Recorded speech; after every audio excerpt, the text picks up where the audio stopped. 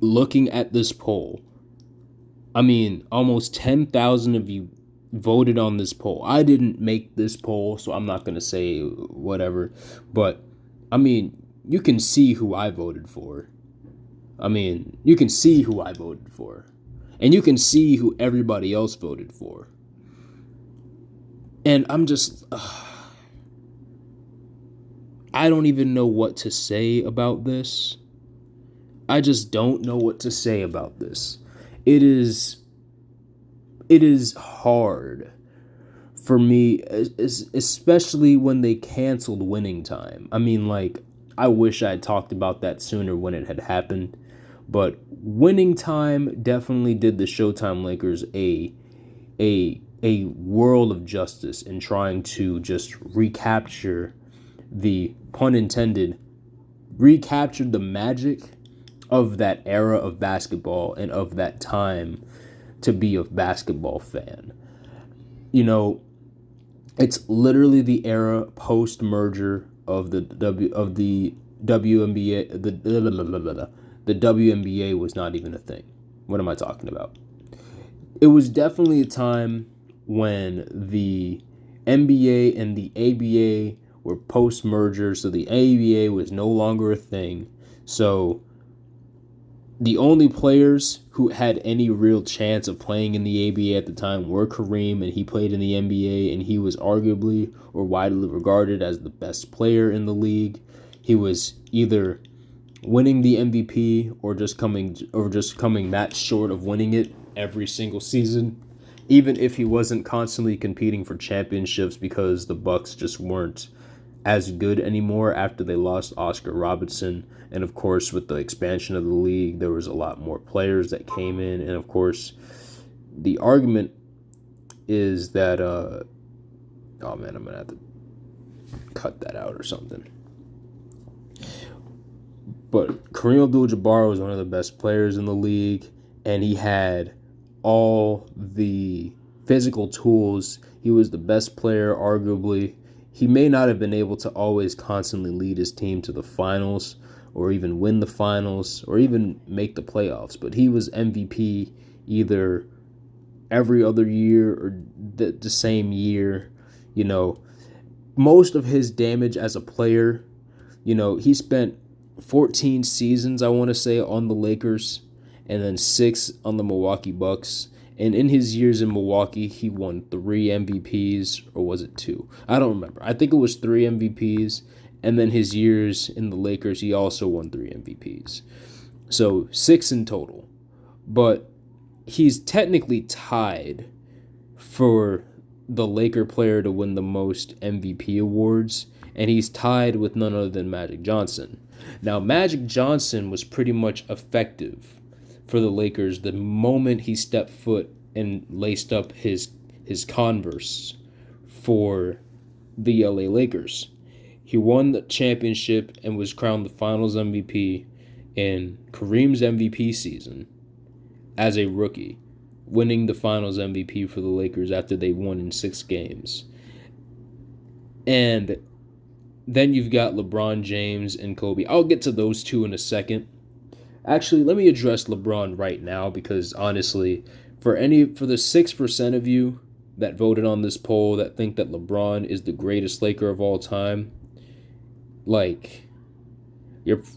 hate to say it like this, you're probably too young to understand the context of this argument, but he's not the greatest Laker of all time.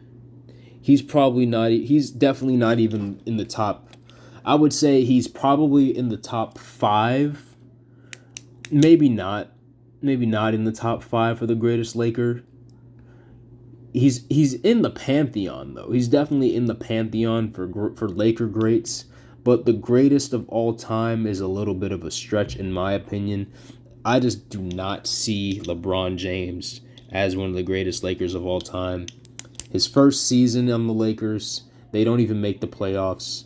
Then the next year, after they trade away half the young core, or all of the young core minus Kyle Kuzma for Anthony Davis, they go to the finals and win. And in my opinion, I don't think he should have won the finals MVP. I think that, that team doesn't make it that far without Anthony Davis. And it's proof positive that if LeBron was all that the Lakers needed to become champions, they would have never traded for Anthony Davis.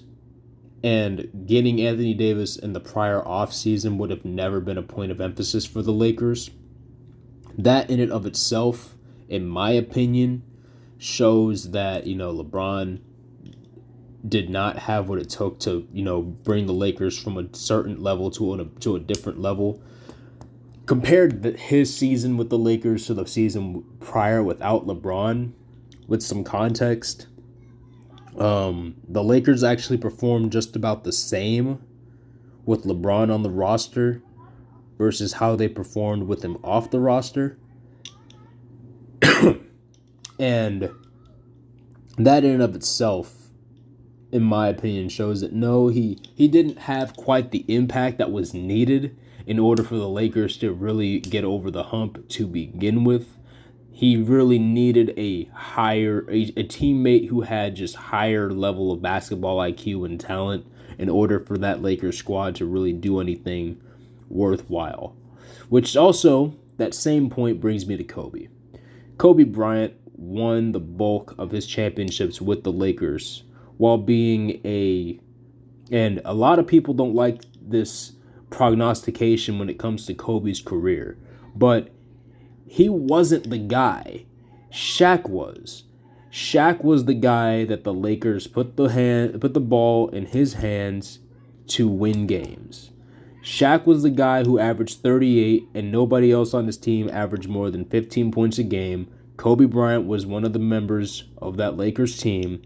I'm sorry, but you can't call him the greatest Laker of all time unless you're talking from a standpoint of how his contribution went from him being, I guess you can say, a young player who had to prove himself to him eventually climbing the mountaintop and becoming one of the best players in the league and eventually cementing himself as one of the all-time greats. Which, if that's your argument, then okay, I can definitely see where you're coming from. I can definitely see how Kobe would definitely reign true as somebody's greatest Laker of all time. But let's just look at Magic Johnson for a second. Magic Johnson was selected number 1 overall by the Los Angeles Lakers, and he fulfilled on every promise. He won a championship in his first season. He won 3 regular season MVPs. He won Finals MVP multiple times with the Lakers and led them to 5 championships. In the 1980s, the Lakers, I believe, were in the finals, like 7 different times. If they didn't win, then they at least made it. You know how much half credit LeBron gets for making it to the finals? Well, Magic did all of that with one team, never ran away from any team. So, in terms of just being a Laker, that already makes him greater than LeBron and Kareem, who had to win elsewhere. And Kareem won the majority of his hardware when he finally got Magic Johnson as a teammate. So Magic Johnson helps bolster Kareem Abdul-Jabbar's career more than vice versa, more than Kareem bolsters Magic Johnson's career. Who is to say, because I make the same argument for Kareem that I made for LeBron. If Kareem were so effective, and if Kareem were really the game changer that the Lakers needed, then how come he wasn't enough when they got Kareem? Same thing with LeBron. And when it comes to Kobe ran off Shaquille O'Neal because Shaquille was lazy. And, Shaquille had a mentality kind of similar to a lot of the modern players where in the offseason he wouldn't even touch a basketball. He would probably make more mixtapes and diss tracks than he did play basketball. But he would still come into the league next season.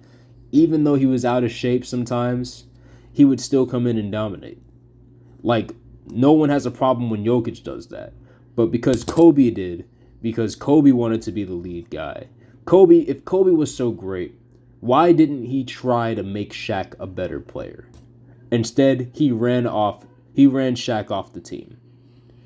And no offense to the 68% of you that voted on this poll, but rest in peace, Kobe Bryant. Recency bias in him and his passing doesn't lionize him as the greatest Laker of all time. It's not like he died on the court as a Laker or anything like that.